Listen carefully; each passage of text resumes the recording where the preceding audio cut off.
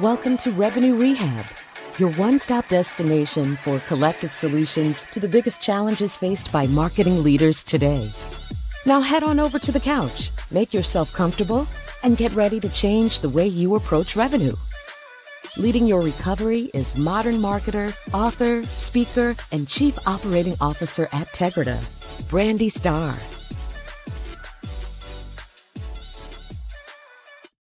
Hello, everyone, and welcome to another episode of Revenue Rehab. I am your host, Brandi Starr, and we have another amazing episode for you today.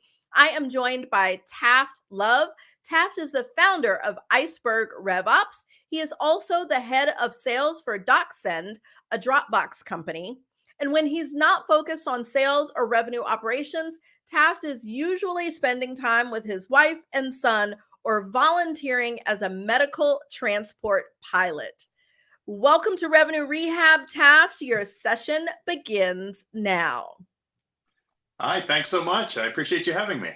Awesome. I'm glad to have you. I can say I also spent a lot of time volunteering, but as a medical transport pilot, that is probably way more exciting than some of the efforts that I've been a part of. So that's a very cool thing to be doing on the side. Thank you. It's a lot of fun. I love doing it. Well, awesome. So before we dive into our topic, I like to break the ice with a little woo-saw moment that I call buzzword banishment. So tell me, what overused word would you like to get rid of forever? I think scale. I hate does it scale? How do we scale it? What's the path to scale? Everything doesn't need to scale. I think I would agree in general. I think people became obsessed with scale because there were so many things that were done in business that did not scale. And, I can just think about early in my career times where we did something and then it was like you hit a wall and then it was like you had to start over and then, you did the next thing and then you hit a wall. So I do think that people have gotten overzealous about scaling everything. It's like anything in business. You have to find balance. You can prematurely optimize and spend a lot of time scaling something that didn't work anyway, or you can fail to set yourself up for scale and hit a wall because you can't do something that works well quickly enough. Yeah, and I do think that scale is something we should think about, but that we don't always have to plan for scale. It's like you have to at least think about, like, do we need it to scale or do we just need to move quickly and get something done? So I'm going to try, because for this topic today, not saying scale may be a little bit tough, but we're going to try. We're going to put it in the box. We're going to, tie it up, put it on the shelf, and try to not talk about scale today. So now that we've gotten that off our chest, tell me, what brings you to Revenue Rehab today? Yeah, thanks for asking. I'm here today to talk about revenue operations and specifically when and where it makes sense to outsource it versus have it in-house. Awesome. I was going to say, you have hit on two topics that I feel so passionately about. I mean, as a consultant, obviously, I have a slant on, that certain things should be outsourced. But then revenue operations is such the backbone of, really all of revenue, in my opinion.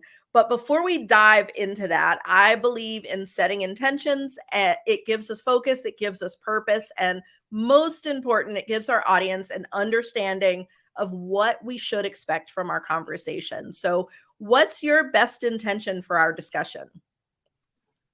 I would like for people to walk away with a little more clarity around what they need in terms of operations and how to start down the path to achieving it.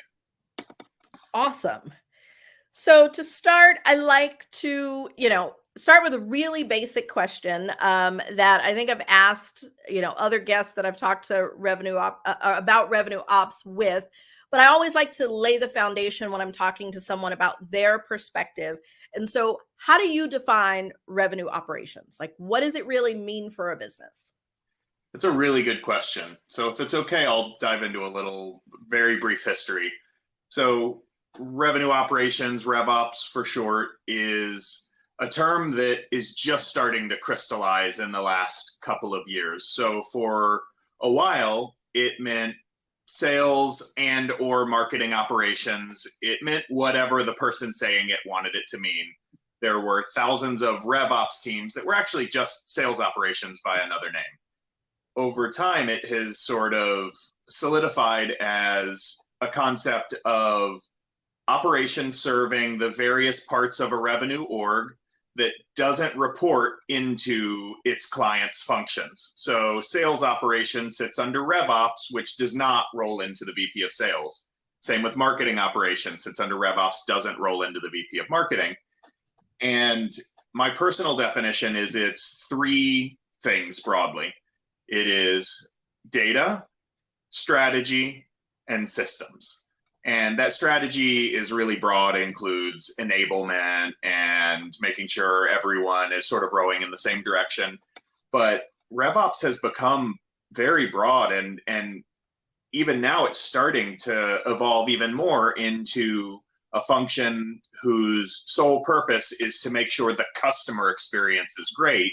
And all of the things that flow into customer experience are things like sales and marketing operations and strategy and enablement. So it's broad. And in fact, at Iceberg, it's not even really what we do, even though we call ourselves that, because it's such a broad function today. Well, you were definitely speaking my love language there, because I agree holistically. And I want to start diving in a little deeper on one thing you said specifically that I think is really nuanced, that you don't always hear people talk about, which is the fact that revenue operations does not report into the functions that it serves. And so I have heard, like, I'm a part of a number of CMO communities or revenue communities where I see this debate taking place in where should RevOps live? Like, should it be its own entity? Should it be a holistic revenue team? Should it report to finance? Should it report, all these different things? And so I'd love to hear you go a bit deeper on why you feel like it should not report into the functions that it's serving, and where you think it lives in an organization. That's a great question. So I'll start with the why it shouldn't report into the functions it serves. What you'll find is when operations rolls into sales tends to expect and get certain outcomes from operations and biases their data in such a way that it benefits the sales team, and marketing similarly. When marketing owns marketing ops, you'll find more often than not they're judged on things like lead creation. Sales is judged on things like win rate, which in a vacuum are not a good representation of their actual value to the team, but they're the things they have the most control over. And so it's a bit of a fox in the henhouse moment when you have any part of the business owning their own operations, which, especially when that operations team is responsible for reporting up to the business their success, that's a huge conflict of interest.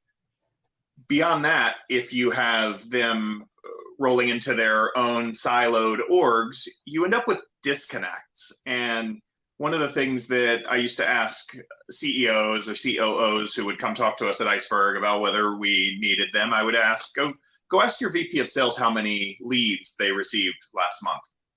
Now go ask your VP of marketing how many leads they sent to sales last month. And almost every time they came back and said, oh my gosh, they're so far off. And you realize they don't even have shared definitions because they don't have a shared operations function. So that's the why. And any other question when you get into ops, size is really important. So who they should roll into depends on the size of the business. If you have 5 salespeople and 3 marketers and a VP of sales and marketing and a CEO, then it should probably roll into the CEO. If you're a giant company with a chief revenue officer, a chief commercial officer, that person should probably own RevOps, somebody who is above the split between sales and marketing. That's sort of the main criterion. They have to be above that split. Yeah, and it's funny. I don't talk about our book a whole lot, but our book CMO to CRO, what you're describing, we call that the modern front office, in putting all of those revenue people under the same function, so that, to use the analogy you gave, that we're all rowing in the same direction, and that it is important that they are rolling up to that leader that is across the board, that owns revenue and the accountability to revenue across the table. So I think that is really important. And I want to shift a little bit, because you did talk about the different sizes of organizations and where they should live. Something really common that I hear from smaller organizations is, at what point in our journey should we hire revenue operations? There's always this debate about, small company, what's the next hire? What do we really need? So whether it is hiring a person or, in Iceberg's case, outsourcing RevOps, what do you think that criteria is for a business that says this is a function that's got to exist wherever the people live? It's a really good question. So we're probably talking about smaller businesses. Most really large businesses have some operations function. And for them, the question is, should we transition from what we have to RevOps? It's not, when should we hire ops? So let's talk about smaller businesses. I'll define this as loosely as 100 or fewer employees. I think that's a good sort of line in the sand for where companies tend to have dedicated ops functions. So if you don't have operations, then that means your leadership is probably crowdsourcing operations early on. The first thing most companies tend to need is systems. That's the first piece of the RevOps sort of pillars. That's the first pillar that becomes really unwieldy for most small businesses. So I think, assuming you're a small business, you're at a place where you're crowdsourcing systems operations. The point at which you should hire somebody to own it, whether you call them RevOps, sales ops, marketing ops, whatever, is the point at which it is taking up enough time that you're not getting maximum value out of your leadership. When your VP of sales or marketing is spending an hour, 2 hours every day in Salesforce or HubSpot or Marketo or whatever, setting up campaigns and tracking down leads and building reports, once your highest paid employees start to become materially distracted by systems, I think that's the point at which you should start thinking about getting some RevOps help, regardless of whether it's outsourced or in-house. That's the point at which you need to bring them in. And it's a really hard thing to measure, but you know it when you see it. Okay. And then for those larger companies that need to transition from what they've been doing to a true revenue operations function, what does that friction point look like that says we're at the place that we need to change? I think there are a few things you see that can be, and this is a totality of the circumstances situation. There's no one thing that says now it's time to get RevOps, but some things you should be looking for in your org are customers having a smooth experience throughout their whole life cycle, from the first time they hit the website or walk through your door, all the way to, if you're a SaaS company, they're renewing, or if you're, a CPG company, they're buying the second or third item from you. Is that a smooth process for them, or do you need help making sure customers have a smooth journey? Chances are RevOps has the potential to smooth out that journey. Another thing is data becoming a problem? Do you struggle to understand which data is trustworthy and not? And do you have conflicting data from different teams, which tends to happen when politics starts happening in businesses that have their own operations functions? And then the last thing is, if you have systems that span multiple teams, which is pretty common everywhere now. In the 80s, when the movie Glengarry, I use this as an example, one of the scenes, Alec Baldwin walked in with a bunch of cue cards and said, it's the leads. We got our leads. And that there was a time when marketing generated leads and gave them to sales, and marketing's job was done. And now it's up to sales to hunt and farm that lead list. And that was a time when you could get away with having totally different functions. But now your CRM probably spans 2, 3, 4 functions. You probably have a marketing automation system that is also marketing to current customers who have a potential expansion or a renewal coming up. So as your systems, which are increasingly complicated every day, span multiple orgs, that's another signal that, you know what, maybe we need a function that is sitting outside of these silos to manage these systems that span the silos. Yeah, breaking down those silos, in my opinion, is one of the key values of revenue operations. So I feel like we've laid a good foundation here for anyone who is interested in just talking more generically about revenue operations as a whole. After finishing this episode, I encourage you to go back to episode 50, where we talked about revenue operations as a growth driver with Rosalind Santa Elena. But today, Taft, what I want to do is shift to talking a bit about outsourcing revenue operations and thinking about it from this angle. There's always a debate and different opinions around whether to outsource anything at all. There are some people that are of the mindset that everything should exist in-house. I think most people are of the mindset that there is a blend. But then there is always debate around what should be kept in-house versus what can be done externally. And some would argue that revenue operations has to be internal. That, in order to break down the silos and all the things we've just been discussing, that you've got to have that in-house. I know that you feel differently. So I'd love to hear your thoughts holistically on outsourcing revenue operations. You might be a bit surprised by my answer here. I don't disagree with that. I named the company Iceberg RevOps when RevOps meant something different than what it means today.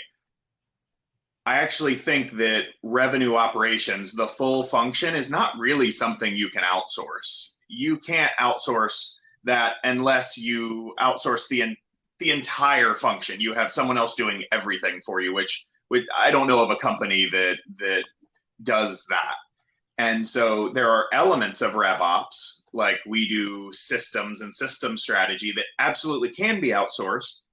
And then the question becomes, where in your growth as a company do you sit today?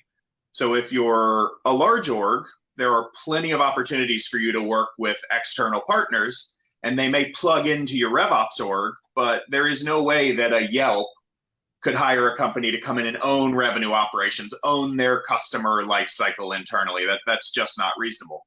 What they can do is hire somebody to, within the framework of RevOps, build something for them. Say they need a new quoting system for their sales team, or they need to take another run at building an attribution framework across their marketing systems. That's a place where you can plug in external parties for RevOps. Now, if you're like our customers who are all smaller businesses, you might want to have RevOps internally, but a qualified revenue operations practitioner is expensive. So a qualified RevOps team that just includes a leader and 1 or 2 wrench workers, it might cost you $500,000 to $1 million a year. It is very expensive to do. So if you're a small business just getting from 0 to 1, that's where we say you should probably start outsourcing elements of RevOps, especially systems, which is the first piece that really starts to get wobbly for growing companies. I love that answer because it is not absolute. And I think that is one thing that, as I'm working with different clients, I always encourage people to get away from the all or nothing kind of mentality, or, right and wrong, or it is or it isn't. Because I do agree, for a smaller company, outsourcing may be the right thing, because not only are the resources costly, they're also harder to find.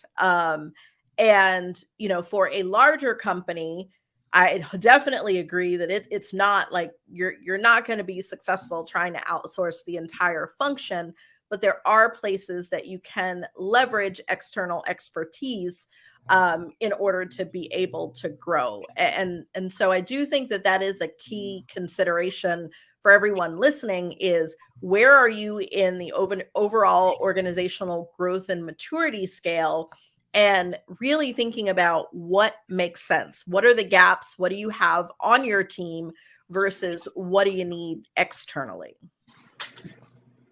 And so thinking about, and I don't know if you get asked this question a lot, but just by the nature of what I do, people are always asking me, well, if you're evaluating a client, what kind of questions, do you ask to know if they're a fit or not? And, at first I never really understood why people would ask me that.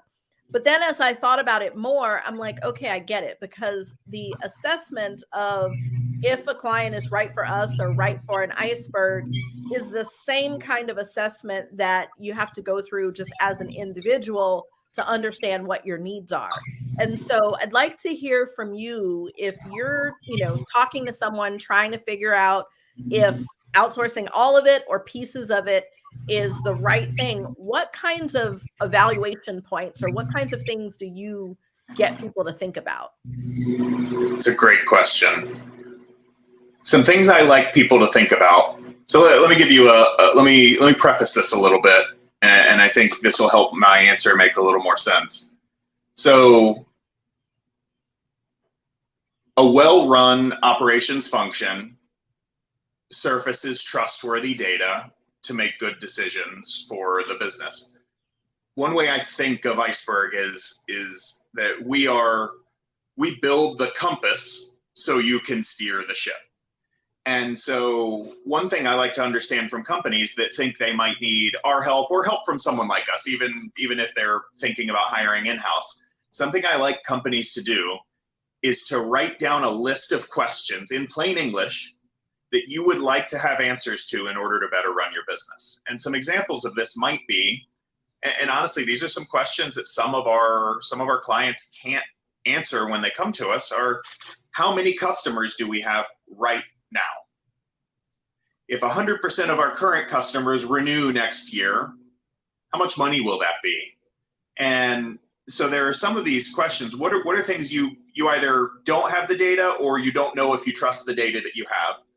What are a list of questions that you would like to have answered? Because all operations projects, if you start with the question you want answered, you can work backwards and get into the systems and the strategy and a lot of things that roll up into that question and the answer. And so that's a place where I like for people to start in a conversation that sparks a lot of really great thinking about what you actually need when you start asking these questions. I love that. And I did an exercise a few years back that ended up kind of being impromptu because I was in a room full of senior people from an organization trying to pull out of them what they wanted to see in reporting. And the question, it should have been a pretty easy answer. And I kept getting all these off the wall things. So it was like, let's scratch that. Went to the whiteboard and I was like, tell me any question, any business question you would want answered to help you make better decisions in your business. And I just wrote them all down, no matter whether they were good questions, bad questions. And then we took it a step further. And I went back and said, if I could give you the data that answered this question, how does it change what you're doing? Yeah. And there were some places where the answer was like really clear. We, modify our service offering. We'd be able to improve retention, all these things. And there were others where it was just like, I don't really know. Like, just would be interesting to know. And so those questions where there wasn't a clear, it was like, okay, we're scratching those off. Like, we're not chasing that information because interesting to know is interesting, but not a priority. And so although that was a little bit different of a project, what you're saying, that is a good exercise in looking at what do you need to know, or what do you need to be able to do as well? Because in some cases, thinking about that customer experience and trying to remove the friction from it. It's not answering questions. It is, taking out that friction point. So defining those things does give you a great starting point to even know, what do you need revenue operations, whether internal or outsourced, what do you need somebody to be doing? 100%. So I definitely love that there. And what does it look like? Like, we talked about some of the challenges that people have and, how to start considering what to do. But I always like to make sure that we don't leave out talking about what's the value. So what do companies who get revenue operations right, what are the benefits that they experience? Like why is it worth the investment of, time, resources, budget, et cetera, to really, figure out the data, the strategy, and the systems, and have a holistic function? That's a good question. So something that I can't give an honest answer to is, what is the best way to measure the ROI of the spend? Because if you're being honest, there are hundreds of variables that go into revenue change over time. And so I think you have to think about it. You have to think about it a little more subjectively when it comes to revenue operations. Some things that you get your leaders focused on what you actually have hired them to do, especially at a small and growing company. Instead of 3 hours a day toiling in Salesforce, you have your VP of sales or marketing spending those 3 hours coaching their sales team or working on the next big campaign or event. And so I think when it comes to RevOps, it's more about clearing barriers from growth rather than, it's not a machine that you put $1 in and you get $2 back. You can't think of it the way you do Google AdWords. You can't apply ROI the way the concept of ROI the way you do elsewhere. And so the value really comes in preparing your company for growth, and it is an iterative process. So allowing your company to grow over time by focusing the people you're hiring for other functions on the functions you've hired them for. Yeah. And I think that, ability to focus, in my opinion, is very underrated. Because I have seen so many situations where the most senior people, and you think about, that's where your largest salaries are going. That's where the most expertise and strategic insight lives. Those people are day-to-day involved in some really tactical things. I remember working with a vice president of demand generation, who was the main email marketer. Like I literally was on the phone troubleshooting emails with her. And it's like, why are you, you've been in this industry for 20 something years. Like, why is there not someone else who would thrive at this doing this? And so although there isn't the direct ROI in the same way, if you look at the time spent in just what you're paying in salaries and the missed opportunities, so it's, not clear math, but the missed opportunities by having someone focused in the wrong place, like there's some clear dollars there, or at least some assumed dollars there. Yeah, and I think another thing that you just sparked for me that I think is really important is, in an ideal world, when you start doing operations and specifically revenue operations, even if it's your first run at it and you're just getting your system set up, and you should get more clarity into the mechanics of your business. And so you should be able to answer some of these questions that might otherwise be difficult to answer. When your VP of marketing, who presumably is not an operations professional, is running marketing and marketing operations, you may not trust the data coming out of that function that tells you what her ROAS is or what his ROI on an event is. When you have revenue operations, you can probably have a little more faith in the numbers coming to you, and it allows you to drive using metrics, not feelings. Yeah, and I think that's a good point. It's also a little bit of a system of checks and balances.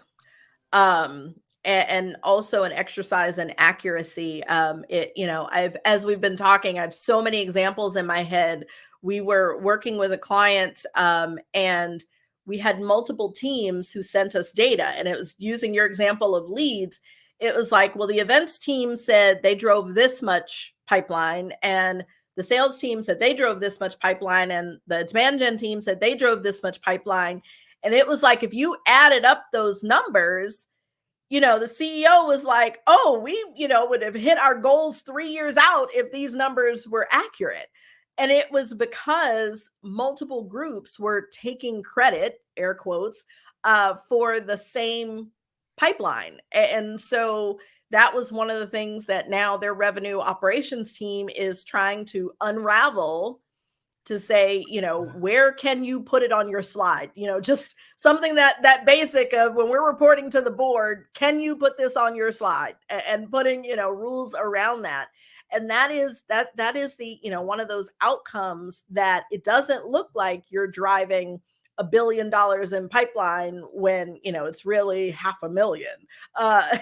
And I'm over exaggerating numbers just for entertainment value, but that is a really, really key thing. And so I think a lot of times when we talk about unlocking growth, we think about growth as in just straight revenue growth. But what I'm hearing is that the growth leverage from revenue operations and bringing in external expertise where you don't have them in-house or can't afford them in-house, the growth is, even though we tried not to say the S word, is actually more about scale, and that sort of growth in the business, and not just your typical dollar for dollar. That's absolutely right. Awesome. Well, talking about our challenges is just the first step, and nothing changes if nothing changes. And so in traditional therapy, the therapist will give the client some homework. But here at Revenue Rehab, we like to flip that on its head and ask you to give us some homework. So I'd love to hear from you. What's your one thing?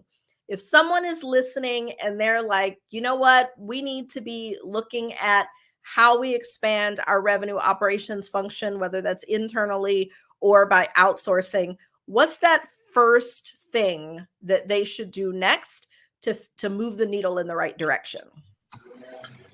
I think the first thing you should do is sit down with leadership. And I'm thinking specifically for companies that are considering whether RevOps and hiring an operations team, if it's the right time for that. Sit down with leadership and take stock of how their time is being used. How much of your leadership's very valuable time is being spent every day doing things that an operations team should be handling. And so that's step one, just getting an understanding of how time is being used. Most people probably haven't done that lately. Yeah, that is a good one. And it's something that I just as an individual try to do periodically, is just take stock of my own time to understand, time is the one thing we can't get more of. So how am I using, that finite resource? So I love that as an action item. And even doing that across the leadership team, I think beyond revenue operations, it'll actually be insightful to really understand how much of people's time is really on those activities that are growing the business versus all the other stuff that is on our plates. Absolutely. Well, Taft, I have enjoyed our discussion, but that's our time for today. But before we go, I would love for you to share how our audience can connect with you, and also give us a little bit of a shameless plug for what Iceberg does. Yeah, thanks so much. I appreciate that. So first, connecting with me. You can find me. My name is really easy to find. There's only one of me on LinkedIn, Taft Love.